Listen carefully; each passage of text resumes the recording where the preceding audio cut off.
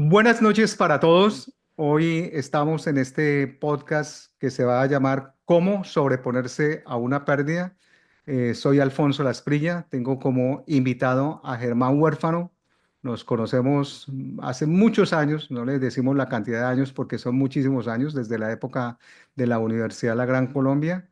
Fuimos compañeros de universidad y grandes amigos. De INE para Estados Unidos. eh, nos volvimos a reencontrar y cuando nos reencontramos coincidimos en muchas cosas. Hoy no vamos a hablar tanto de su éxito empresarial, que lo ha tenido, sino vamos a hablar de una cosa muy particular, de una cosa que me llamó la atención muchísimo de mi invitado Germán Huérfano. Le doy las buenas noches, Germán, y Buenas noches para todos. ok, entonces quiero contarles que cuando nos reencontramos con Germán, fruto de un largo tiempo que no nos vimos y volvimos a conversar, coincidimos que estábamos en el punto de que honrábamos a padre y madre. O sea que estábamos cumpliendo con ese cuarto mandamiento, que es un mandamiento que genera promesa y me llamó muchísimo la atención que él estaba pendiente de su papá y de su mamá y, igual que yo. Entonces teníamos como mucha afinidad en ese sentido. Por supuesto, en el momento en que pasó la pérdida, como este podcast se llama, cómo sobreponerse a una pérdida, pues miramos 7 pasos y nosotros queremos que este podcast sea ilustrativo, que le sirva a toda la gente que ha tenido una pérdida o que se está preparando para cualquier circunstancia de estas. Estos 7 pasos tienen que ver con cualquier tipo de pérdida, una pérdida material, la pérdida de un matrimonio, la pérdida de la salud, la pérdida de un ser querido y en este caso vamos a hablar de la pérdida de la mamá. Entonces, hay 7 pasos para esto y Germán pasó por un proceso bastante complejo, diría yo, bastante fuerte, que fue la pérdida de su mamá hace aproximadamente 6 meses y después la del papá, pero primero hablemos del tema de la mamá. Entonces, hay 7 pasos, como les digo, y entonces esos pasos están bien establecidos. Hay un primer paso que se llama evaluación. Los voy a ir mencionando poco a poco y fruto de cada paso le vamos a hacer la pregunta a Germán para que Germán nos ilustre cómo ha manejado cada uno de estos 7 pasos. En ese primer paso de la evaluación, cuando perdemos a un ser querido, dice que por más que el golpe haya sido bien fuerte, tenemos que evaluar qué pasó, porque si no reaccionamos a tiempo, la situación, por más difícil que parezca, es susceptible de empeorarse. Entonces de ahí nos surge esa primera pregunta que le tenemos a Germán. ¿Qué tan rápido, Germán, hiciste una evaluación de la situación en la cual tu mamá partió? ¿Cómo fue eso? ¿Lo alcanzaste a evaluar? ¿Qué tan rápido fue? ¿Cómo procesaste esa evaluación? Gracias. Bueno, en el caso de mi mamá, como ya lo hemos compartido, Alfonso, fue una partida primero sorpresiva. Nosotros no esperábamos. Mi mamá no venía en un proceso de deterioro. Mi mamá estaba con sus achaques normales, pero manejables, administrados, sus medicamentos. Mi mamá falleció de un infarto, como todo infarto sorpresivo, fulminante. Entonces, sobra decir, yo no estaba preparado para eso. Eh, Curiosamente, en el momento en que fallece mi mamá falleció de una manera, pues, además de sorpresiva para mí, tuvo un suceso, yo diría, un poco providencial. Yo estaba de viaje por Europa y me había ido el 20 de mayo, yo regresaba el 13 de junio y efectivamente regresé en esa fecha y mi mamá falleció el 14 de junio, el día siguiente.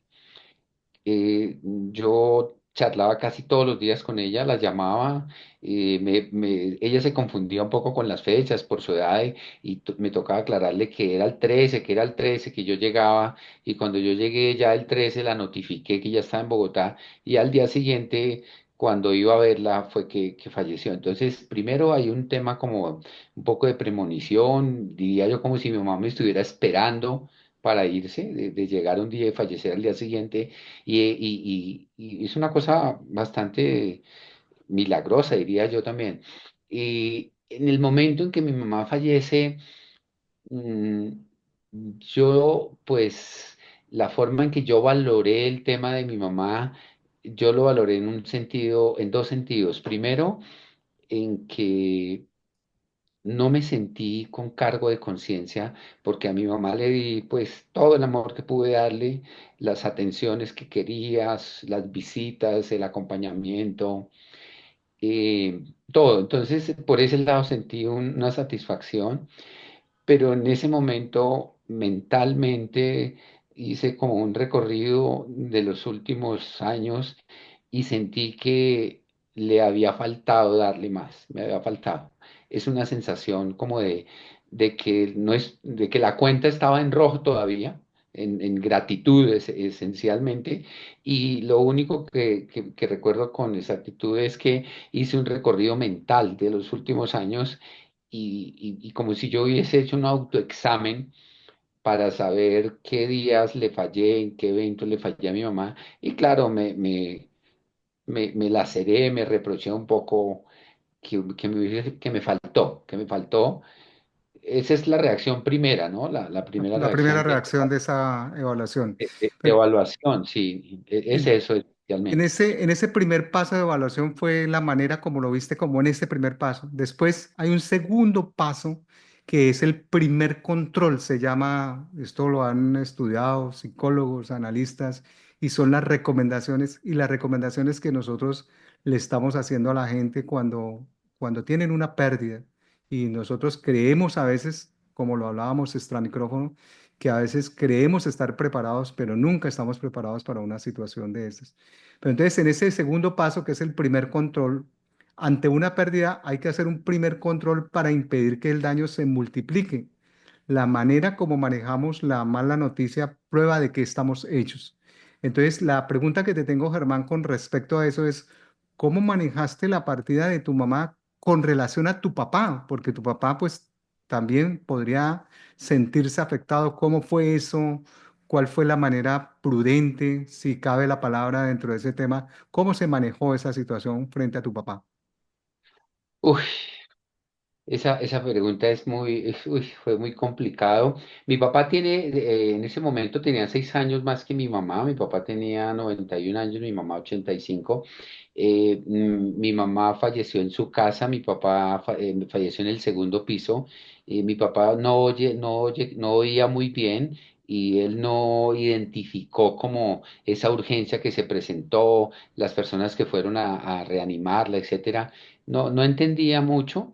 Nosotros en un principio, dado que mi papá venía con un problema de crisis cardíaca desde hace unos 2 años sucesivamente internado en clínica, eh, nos reunimos. Mi papá no tenía conciencia un poco de qué estaba pasando, pero él fue como madurando la situación porque veía que entraba gente, hubo que llamar la policía porque nos dijeron que para el levantamiento tenía que venir el médico de medicina prepagada de mi mamá, pero que teníamos que tener un certificado de que había sido una muerte no violenta, así se le denomina acá, y eso lo debía certificar a la policía. Entonces tuvimos que llamar a la policía, vinieron, etcétera, en la casa. Y nos reunimos con mis hermanos en el segundo piso, al lado de mi mamá fallecida, sentados al lado de mi mamá. eh, Mi mamá falleció en su cuarto, nosotros estábamos en el cuarto contiguo, que era donde descansaba mi papá también, y fijamos varias estrategias para, planteamos cuál era la manera de decirle a mi papá, de comunicarle. eh, Coincidimos en que había que decir, en que no lo podíamos ocultar, en eso coincidimos primero. Y segundo, en que había que presentarle la noticia como una noticia de un descanso, como una noticia no de un dolor, sino como que mi mamá se lo mereció, partió primero y demás. Lamentablemente debo confesar que mi hermana menor, con quien mi mamá tenía una relación muy pobre, o mejor, ella con mi mamá, no mi mamá con ella, por supuesto, fue la encargada de decirle a mi papá, pues porque así ella se lo autoasignó y nosotros quisimos que fuera un proceso un poco más como cuando le Suave, aplican, más suave, cuando le aplican una inyección, le pasan el algoncito, le dicen que afloje el músculo. sí, claro. No, mi hermana fue demasiado dura, seca, Dura, como mi papá, seca, sí. claro. Mi papá, no sé, porque toda la vida ha sido así o fue así, es un poco más resiliente en ese tipo de noticias. Ujú, Y pues lo único que le dijo mi hermana fue que Toñita ya no estaba. Toñita, todos le decían a mi mamá, la mamita Toña, y que Toñita se había ido, que ya no estaba, y que ujú, tenía que aceptarlo, pero que ahí estábamos nosotros. Y ujú. papá pues tuvo una crisis incluso respiratoria, se privó, perdió un poco como la respiración, porque él Claro, tenía oxígeno permanentemente. Y no, lo aceptó inmediatamente. Y en ese momento no pasaron unos minutos y mi papá nos dio un mensaje que nos dejó un poco perturbados y admirados a la vez y como si hubiese sido un sacerdote, yo no sé, un obispo, nos dijo que mi mamá se había ido con el dolor de no haber tenido a sus hijos unidos, porque es la verdad, y que lo único que él nos pedía en honor a mi mamá era que dejáramos todas nuestras diferencias a un lado y en honor a ella nos uniéramos. buen Ese fue un consejo, mensaje, muy buen consejo. un mensaje que Ujú. pues a cada uno le pegaría a su manera, ¿no? Sí, Pero, claro, pero fue un mensaje así, como el de un obispo, ya. ¿sí? Ese, Mientras voy al tercer paso, que se llama el proceso de duelo, sí quiero anotarle que los psicólogos han establecido que cuando el esposo no se muere dentro de los 3 meses en el que falleció la esposa, normalmente ya de eso no se muere. O sea, normalmente cuando las personas han vivido tanto tiempo juntas, si se muere el uno, en menos de 3 meses se muere el otro. Creo que fue lo que pasó con tu papá, sí, ¿no? mi papá, A los 2 meses murió tu papá. 2 meses se murió mi A papá, los dos sí. meses se murió tu papá. Los psicólogos dicen que si pasan los 3 meses de esa pena ya no se muere, ¿no? Por eso es tan importante ese segundo paso que es manejar la noticia de una manera positiva, de una manera de descanso, ¿no? Diría yo en este caso. Pero bueno, ya entrando al tercer paso, que es de 7 que vamos a ver, los voy mencionando y los voy explicando y vamos haciéndole la pregunta a Germán, quien vivió en carne viva este proceso y nos va a ilustrar mejor sobre cada cosa. En este proceso de duelo, que es el tercer paso, hay aquí 5 fases para que no nos confundamos. La primera es la evaluación, la segunda es el primer control, el tercer paso es el proceso de duelo, pero en este tercer paso, que es el proceso de duelo, para que no nos perdamos, hay 5 fases. Y en esas 5 fases está la negación, que uno dice, no, no se puede haber muerto mi mamá. Está que es resistirse a creer. Está la ira, que es echar culpas o culparse uno o culpar a los demás. Está la negociación, que es la tercera fase, como que yo acepto lo que está pasando, pero que como que no lo acepto todavía, o por qué a mí me tenía que pasar, o por qué esto ocurrió de esta manera. Después viene la cuarta fase, que es la tristeza, que es experimentar el dolor. Y en ese orden de ideas, pues sí, hombre, hay un versículo, el más corto de la Biblia, que dice que Jesús lloró. Y dice, y Jesús lloró, es el versículo más corto de la Biblia. Entonces es válido llorar. Entonces, en ese cuarto paso es el tema de la tristeza. Y la última fase de ese proceso de duelo es la aceptación, porque así tenía que pasar.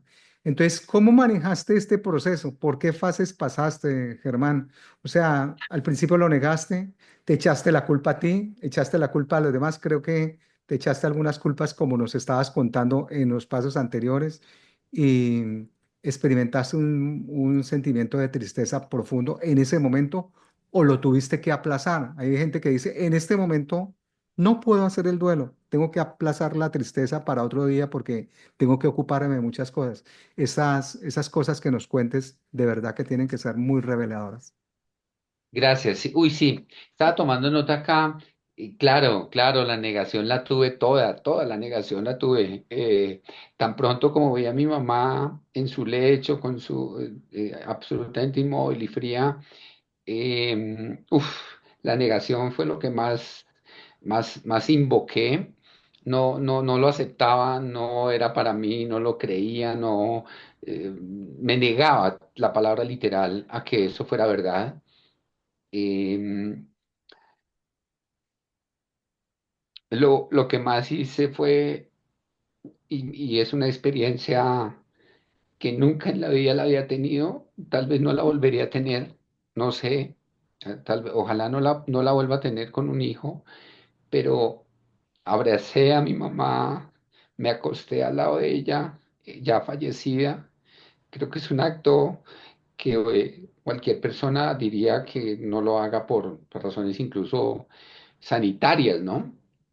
Pero yo la abracé inmensamente. mm, le dije, ya fallecida, cuánto la amé, cuánto la veneré, pero no admitía que estuviera así, no lo admitía.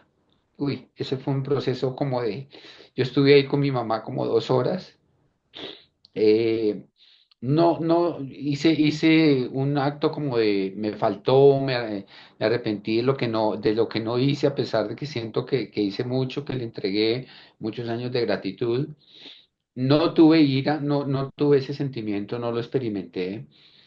Inmediatamente tuve, y eso fueron unos procesos muy seguidos, sucesivos, en minutos, tuve un proceso de tristeza, pero no por mí y ni por mi mamá, sino un momento de tristeza porque mis dos hermanas, mujeres, las únicas dos, no tuvieron un comportamiento en los últimos años, en los últimos 10 años con mi mamá de aislamiento, de marginación, de incluso maltrato de palabra. Y me dio mucha tristeza que mi mamá se hubiese ido con ese dolor. Me dio mucha tristeza, más por eso que por cualquier otra cosa, más por ello. La tristeza no era de su partida y ahora más adelante, si puedo contar o si cabe, les contaré una sensación, una satisfacción que tuve en el velorio, en el velorio de mi mamá, que me hizo cambiar esa tristeza por un sentimiento del deber cumplido. Pero yo no la cambié, me la hicieron cambiar las personas que hablaron conmigo y de pronto si hay oportunidad lo comentaremos seguramente. Y la aceptación, sí, claro, claro, claro, ese sentimiento también lo viví, el sentimiento de aceptación. Y creo que cuando llegó el sentimiento de aceptación fue automáticamente conectado con el sentimiento que todavía quedaba mi papá y había una consideración por él y no podía entrar en un proceso tan fuerte de duelo porque había que ante él también ser Fuerte, muy, fuerte. muy, muy, sí. Entonces había que dosificar ese duelo, ese dolor Mm, y más bien esa aceptación debía venir casi rápida, casi, mm. casi rápida. Y aquí por eso hago una final consideración y es que con la muerte intempestiva de mi mamá y el estado de salud de mi papá, en mi caso, yo no tuve la oportunidad de hacer tanto el duelo de la muerte de mi mamá, porque automáticamente mi mamá fallecida y mi papá estaba abajo, entonces la preocupación continuaba, o sea, no Claro, había lugar a hacer duelo y a esperar, a ver, sí, porque entendible. mi papá requería una atención inmediata, como tal vez lo dijo Alfonso hace unos minutos. Mis papás duraron más de 60 años de matrimonio juntos, unidos, Mm. nunca se separaron, a pesar de todos los comportamientos y de diferencias. Erráticos, pongámoslo así. Sí, Erráticos. no importa, no se separaron, entonces ese valor no se podía perder, ¿sí? Claro. Y esa aceptación fue como muy, muy rápida. Pero lo que más sufrí de estos 5 temas fueron la negación, la negación. Mm. Germán, viene un cuarto paso dentro de estos 7 pasos, cómo sobreponerse a una pérdida, y en este caso de la mamá, bueno, y posteriormente del papá. Y ese cuarto paso se llama el proceso del perdón. Y entonces en este proceso del perdón recalcamos la importancia de qué importante es perdonarse y perdonar. De esto hemos hablado mucho, y es que quien más gana es quien otorga el perdón. El que perdonarse, dicen por ahí, es un acto de amor consigo mismo. Y es que una pérdida importante, como en el caso de la mamá, pues nos debe confrontar profundamente y a veces nos hace sentir culpables y lo que es peor, tenemos la tendencia de echar la culpa a los demás. Entonces, y esto generalmente no ayuda mucho en el proceso. Entonces, la pregunta bien importante para Germán Huérfano, es, tu apellido en este momento suena a ese juego con lo que te pasó el año pasado. Sí. La pregunta es, ¿tienes algo que perdonar? ¿Lo hiciste? ¿Te has perdonado a ti mismo? Yo, por supuesto que tengo que perdonar y por supuesto que tengo que pedir perdón, pero digamos que yo lo dividiría como en dos caras, como las partes del cerebro, ¿sí? En dos lados. Primero, con mi mamá, afortunadamente, afortunadamente, gracias a Dios, y es algo de lo que me satisface mucho. Yo no recuerdo haber peleado con mi mamá, no lo recuerdo. Mm. O sea, esa es una estrellita. Satisfacción, satisfacción Uf, grande que tienes tú uy, cuando... por Dios, es una estrella que yo me llevo. Yo recabé a ver en qué año, en qué época, y no, nunca peleé con mi mamá. Eso me pareció Qué espectacular. bueno. No tener esa carga, ese recuerdo, no. Entonces, en el tema del perdón con mi mamá, yo en vida le pedí perdón. Ella seguramente alguna vez me lo dijo, que yo no tengo nada de que perdonar a mi mamá. Y ese es como un lado de la situación. El otro lado es que sí sentí tristeza, como ya lo dije, de pensar que en el caso de la situación de mis dos hermanas, no tuvieron la humildad, la disposición de pedirle perdón en vida a mi mamá y eso me entristeció mucho. Entonces ese es como el otro lado del perdón y me quedé un poco con ese, ¿cómo decirlo? Con esa misión que ella tácitamente, o por lo menos a mí me dejó, y ahora es una tarea que tengo y es una tarea complicadísima, difícil, no la he podido iniciar, y es que si ellas no le pidieron perdón a mi mamá, yo tengo que perdonarlas, yo debo perdonarlas Es correcto, así es. en nombre de ella, ¿no? En nombre de Sí, ella correcto. y esa parte, esa parte todavía estoy haciendo el preuniversitario en ese tema. Sí. No he podido empezar porque eh, creo que el proceso en el que estoy pasando para poder iniciar un proceso de perdón con ellas, de mi mamá, es que todavía tengo resentimientos. Sí, pero Y, y Germancito, ahí sí te diría una cosa que te va a ayudar mucho. El Padre Nuestro, que es la oración preciosa que Jesús nos enseñó, tiene en su sexto statement, como lo diríamos en inglés, en su sexta frase, perdona nuestras ofensas, así como también nosotros perdonamos a los que nos ofenden. sí, Entonces, uno le pide a Dios que le perdone las ofensas. Pero entonces, para que Dios se las perdone, nosotros tenemos que perdonar. Entonces, te motivo a que las perdones para que ese perdón nos lleve a la reconciliación con las hermanas y con los hermanos, porque es bien importante eso. En esa, es que creo que me copias en esa sexta frase del Padre Nuestro, que es sí. importante. Para cerrar ese punto, yo creo que he leído mucho sobre el perdón y he tratado de llenarme de herramientas y de incentivos para ello. Y encontré una frase incluso de una persona, de un sacerdote que ha escrito sobre eso aquí, ¿sí? En Colombia, el sacerdote costeño, el padre, se me olvida el apellido. Ay, caramba. El que era padre y después renunció y es Exacto, un mediático. Se me olvida también el nombre, que está en exacto. Caracol. Exacto, Lineros, el padre Linero. dinero, sí. Y les quiero compartir una cosa que él decía, y es que a quien más beneficia el perdón es el que lo otorga, Es correcto. porque uno no puede decir que perdona para olvidar, porque uno tiene memoria, entonces uno siempre se va a acordar. Eso Claro. de que olvido para perdonar, eso no es verdad, porque pues uno siempre se va a acordar ante una situación, ante un hecho, ante una similitud, le va a hacer recordar a uno. Pero lo que uno, dice él, lo que uno debe perdonar es para que cuando se acuerde, porque se va a acordar, no tenga resentimientos, no tenga resentimientos. Es correcto. Si te acuerdas sin resentimientos, ya perdonó, ¿sí? Y entonces yo estoy en mis resentimientos. En ese paso, Sí, vas, pero estás entendiendo lo que tienes que hacer, la tienes clara en ese sentido. sí, sí. El sexto paso y el séptimo paso van cogiditos de la mano, que el sexto es la perspectiva hacia un nuevo futuro.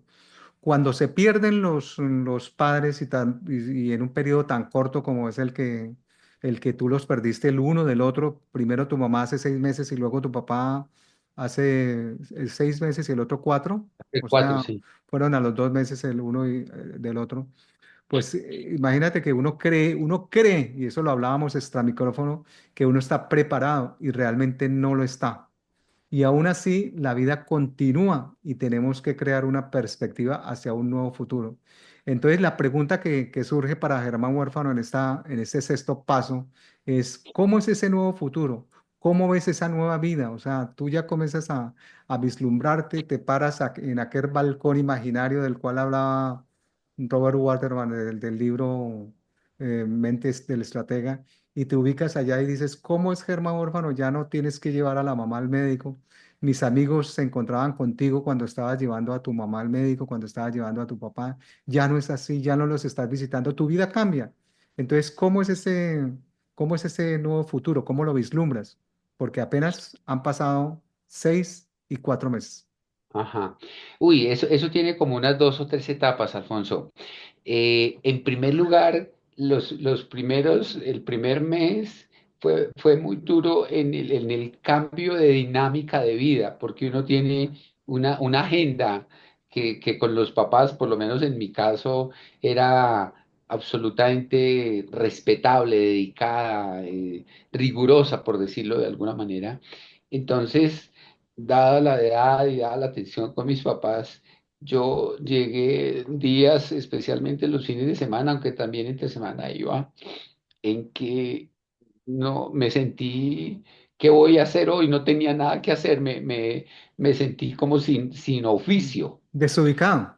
Exacto, porque era el día que yo siempre iba a ver a mi mamá, a mi papá, era el día que los llevaba a almorzar, o el día que las terapias de mi mamá eran muy seguidas, y entonces me sentí desprogramado, valga la palabra Increíble. coloquialmente hablando.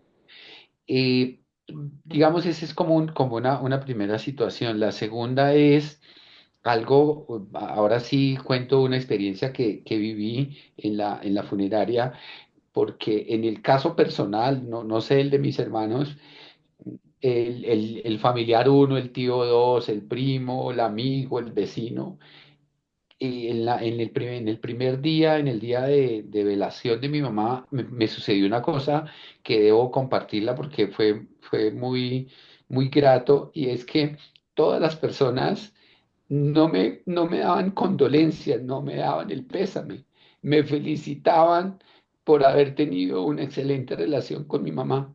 Entonces me voltearon el disco, como decimos aquí coloquialmente, me voltearon la torta. Yo esperando que me dieran el pésame, que me consideraran mi dolor, y resulta pero fue una cosa como si ellos, todas esas personas distintas, Se hubieran puesto de tíos, acuerdo. hubieran puesto de No te acuerdo. expresaban el sentimiento de Exacto, solidaridad y compañía y exacto. el abrazo del pésame, No, no. sino te Me felicitamos.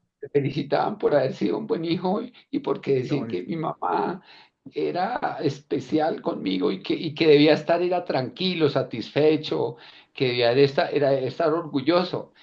Y sí, sí, yo para este punto que estamos tratando, eso me hizo girar 180 grados el tema, y entonces empecé a razonar sobre algo que dije, bueno, es que mi mamá ya está bien, mi mamá está feliz, mi mamá está en el cielo, mi mamá tiene el cielo pero súper ganado, y el que me tengo que reponer soy yo. Por Entonces, supuesto. separé el duelo de la ausencia por una sola frase, por vivir su Ajá, legado, qué su bonito. ejemplo, sus enseñanzas, su capacidad de trabajo. Hay cosas que yo no sé si a todos les ha pasado, pero si a mí me preguntan qué le dejó su mamá de enseñanza, pues debo decir una cosa muy puntual. Mi mamá a mí no me dejó dinero, ni herencia, ni nada. Mi mamá me dejó ejemplos, ejemplos de Ejemplos, qué bonito mi mamá, es, mi mamá no me sentaba a darme clases, mi mamá me las demostraba en vida, me estaba dando cátedra con el con ejemplo. su responsabilidad, su capacidad de trabajo, su disciplina, su orden incluso financiero. Mi mamá tenía claras sus prioridades en la vida y era que sus hijos tuvieran un mejor bienestar que el que ella tuvo, sin decirlo, sin decirlo. Ujú, Bastaba ver el sacrificio y la entrega y la generosidad de ella para entenderlo. ujú. Entonces, muchas cosas de las que yo he podido hacer positivamente se las debo al ejemplo de mi mamá y a su legado. Entonces, el giro que yo hice para este punto es que dije, voy más bien es a honrar a mi mamá por su legado y a seguir su ejemplo. Qué bueno, Germán. En ese creo que ese va conectado ya con el séptimo paso, que es el nuevo comienzo. Tenemos que llegar a ese nuevo comienzo. Finalmente tenemos que comenzar de nuevo, establecer un horizonte donde después del duelo y superar toda la tribulación, toda la tristeza que nos ha generado este evento, manteniendo la esperanza y la fe, encontremos la tan anhelada tranquilidad y la paz. Entonces, la pregunta que surge fruto de ese séptimo paso, de ese séptimo y último paso de este proceso de duelo para sobreponerse a una pérdida es, ¿qué tan cerca estamos de esa paz interior que nos lleve a un gozo pleno? ¿Ya has tenido esos chispazos de gozo pleno, de paz interior, o estás todavía viviéndolos día a día? ¿Cómo vas en eso? Ay, em, digamos que primero, pues la muerte de mi mamá no me permitió por la situación de mi papá tener el duelo y entonces los dos siguientes meses fueron unos meses de entrega mucho más fuerte porque mi papá empezó un deterioro sucesivo, acelerado por obvias razones, por el sentimiento de que se quedaba solo. Uy, mi papá sufrió y nos hizo sufrir mucho por verlo así abatido, tan derrotado por la ausencia de mi mamá. Entonces, mi papá me dio la oportunidad en esos 2 meses de todavía poder, en cabeza de mi papá, demostrarle muchas cosas de capacidad, de generosidad y de solidaridad que tuvimos que tener con él. Pero una vez fallece mi papá, y ya como que uno ahí sí queda al vacío, como diríamos físicamente. Mm, el duelo que acabamos de tener del fin de año, de la Navidad, fue, diría yo, el culmen, la cereza que nos hizo maximizar el dolor por la ausencia en estas festividades de generosidad. Yo decía y les escribí a mis hijos que quería hacer el duelo, que no quería ningún regalo, que no quería dar, que no quería recibir, porque quería sentir la ausencia de mis viejos, el de para, porque pues como la tradición nuestra lo ha enseñado, era la primera vez que yo no iba a tener en mi cena, en mi mesa, en mi Navidad y en mi Año Nuevo a mis papás. Entonces quise hacer un duelo en honor a ellos de aislamiento, Ujú. pero sucedió algo que lo quiero compartir el primero de este año nuevo, y es que dentro de ese proceso de esta pregunta de empezar de nuevo, yo me propuse algo, está muy todavía hasta ahora sembradito, pero he podido en estos 24 días hacerlo. Y es que eh, no estoy dispuesto en nombre de mis papás, en nombre en nombre de su memoria, Su memoria. a hacer nada de reproche hacia quienes pudieron no haber hecho Lo la que tenían misma, que hacer. lo que tenían que hacer, las obligaciones, el deber ser, el Sí, claro. incumplimiento que pudieron haber tenido mis hermanos, sus familiares, los que sea. Y estoy en ese propósito, ese es como lo he levantado filosóficamente como una bandera de comportamiento y es Ujú. no radicalizarme en condenas, en reproches, en juzgamientos, no.